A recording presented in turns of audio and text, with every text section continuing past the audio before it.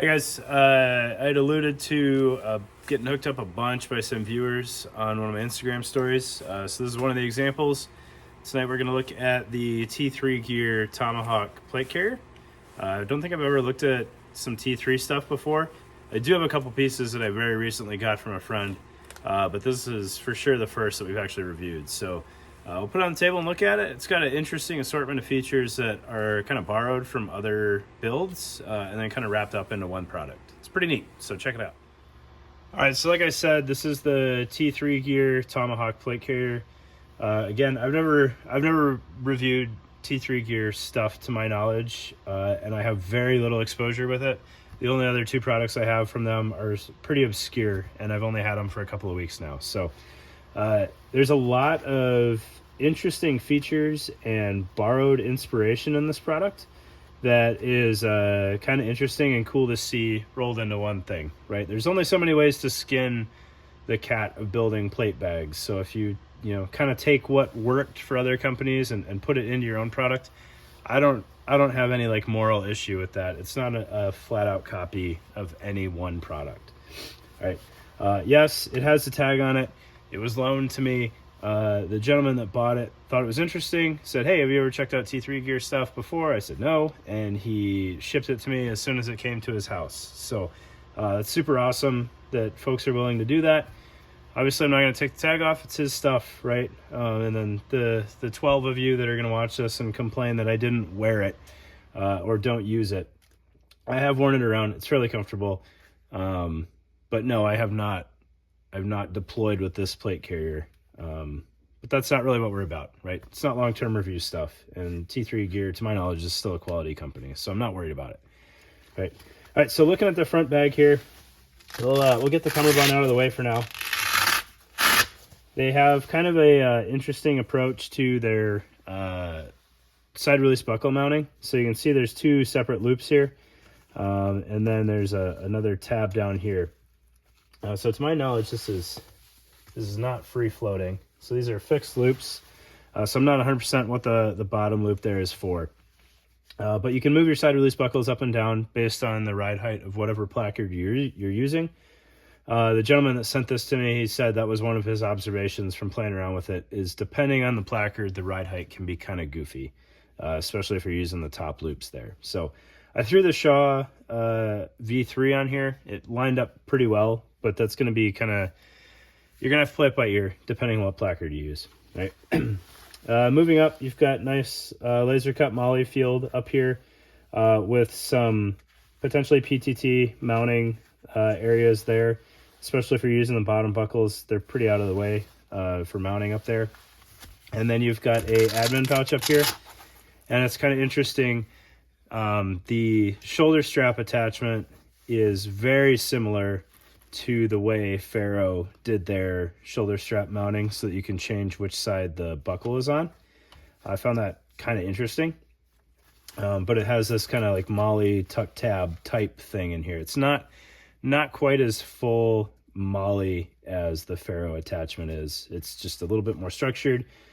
Push it through the little laser cut hole there, and then you've got this tab that flips up and Velcros it shut. So interesting way of doing that I've only ever seen in the Faro. It does have a nice bit of body to the admin pouch there, and then pretty limited Velcro for closure, which I'm kind of a fan of. Just sticking flat things in there, I don't want to have to dig in and out of the Velcro to get it, so I'd rather just enough to keep it closed. Like I said, you can switch which side your shoulder strap mounts to, or your side release buckle. I do kind of appreciate that they used a traditional side release buckle there. It may be a little bit more fragile than the Faro buckle, but it is field replaceable. You just get some repair buckles and swap that out. Or worst case, you don't use the buckle at all and you hard mount. But you would need another D-ring to do that, which you could very, very easily have, a D-ring in there, just to prepare for worst case or whatever. The shoulder straps are some of the most minimal shoulder straps that I've ever seen. It's 1.5 inch webbing, and then a sleeve over it, just like a kind of a cry style sleeve. I don't have any problems with that. If you're if you're able to have a light enough load, that can be totally sufficient. And then if you have a heavier load, you can throw something like the core ice fence on there, and it'll give you all the padding you need. It doesn't really produce hot spots, and it gives you the best chance of keeping your shoulder straps out of the way, and then you can scale up from there as you want. Right?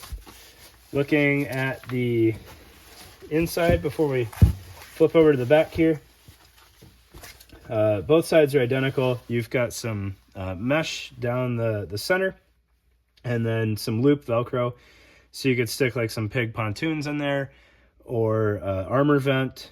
Granted, the armor vent wants hooks, so you'd have to figure that out. But you can stick padding, backers, whatever you want to the inside of your plate bag there, and get some ventilation if you want to. Or if you're using soft armor backers, you may or may not need that, depending on your preferences. When I have soft armor backers, I don't feel a strong need to have padding in there. It's enough padding for me. Right. Looking at the plate bags themselves, they're pretty standard. So the flap side of the closure is going to be hook, and then the inner portion towards your body is loop. So for dangler mounting, that's good to know. I don't necessarily consciously call that out every time, but I probably should. They do have a nice kind of pleat. I don't know if that's the right term for it, in the center there, so you avoid that kind of pinching of the flap, which I appreciate. And then there's a webbing strap to help correct any ride height issues if you're using smaller plates than the vest is made for.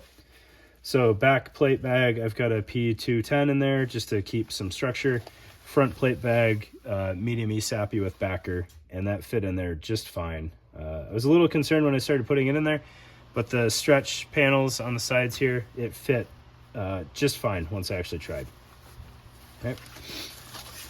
Looking at the back plate bag, full laser cut molle. You do have some molle on the bottom of the plate bag, so if you had some slightly chunkier plates, you could hang a tourniquet directly off the plate bag or something like that. Or you could molle a pouch on and just kind of use it as a dangler. Lots of options there. But you do have a nice full 6-column field, more or less all the way up to the top. And then you have this really interesting drag handle here. So it's the softer tubular webbing, and there's some slack built in here. And so once you rip the Velcro off and pull, it'll pull that slack up until it gets to where it's bar tacked into the carrier. So you actually have some standoff on your drag handle, which is super helpful, so that you can stand up and drag somebody. And there's a good foot of slack in there or so. It just tucks in nice and cleanly into the webbing. Your shoulder strap adjustment is retained with some Velcro here, but you can take as much slack out of your shoulder straps as you need to. And being that it's 1 inch inch and a half webbing, feeding through an 1.5 inch buckle, in theory, you could take out all of the slack all the way up to the side release buckle on the front plate bag. So kind of infinite adjustment for making the shoulder straps as short as you need to, and then just tucking them into the rear plate bag there, which is pretty slick. All right. Looking at the cummerbund, it's a Velcro attachment on both ends, which if you're using an elastic cummerbund without structure, I don't really have any issues with that, especially when they make the Velcro portion like a 4-inch chunk, so you've got plenty of room to overlap as much as you need to. That's pretty nice. And then the cummerbund itself, kind of, I don't know if that was their intent, but it is rather similar to a ANA tactical cummerbund. Sorry, I kind of lost you guys on the film there. So it has 3 M4 sized cells there, and then this front cell has a smaller cell on the front, which you could put a pistol mag or a couple of chem lights or something like that. And then you've got kind of this accidental cell here going into the front Velcro where you could stick some more chem lights. It is open bottomed, or a Sharpie or something like that, needle D, whatever you wanted to, right? And then the front is again a Velcro closure with just enough of the material hanging out that you have a little bit of a pull tab. to help start separating that Velcro, but it does not get in the way. Right. So all told, pretty nice combination of features, right? You got some Faro inspiration, some A&A tactical. You could kind of say the admin pouch is a little bit of JPC Faro inspiration. You can pull off the side release buckles if you don't need a placard, right? Maybe you want to be flat on the front, or you could do just Velcro placard and close the cummerbund on top of that. It's all color matched on the cummerbund, so that would work out just fine. We can kind of show you what that would look like here roughly. Something like that. That would work out just fine. Plenty of options there, and it's a pretty affordable price. I checked it this morning, so it's been a couple hours and my brain's kind of foggy these days, but I think it was right around $200, so a pretty competitively priced plate carrier. You could get this with shoulder wraps and a cummerbund for, again, like a value meal more than an AC1. So if I had known about this when I was doing the 12 days of alternatives, this would have been a prime candidate. Right around $200, super solid option for the price. Fits issued plates with backers, which is the configuration you should be running them in. So that's nice. Sometimes the more high-speed plate carriers tend to market a little bit more towards higher-end plates, but ESAPIs fit just fine. All around, seems like a pretty darn good bargain and a fully functional plate carrier. So really appreciate the gentleman that sent it to me. I'm going to get this turned around back to him as quick as I can, because again, he sent it to me, brand new in the box, which I appreciate, and gave me, let me take a look at it. So thanks for your time, guys. Really appreciate it.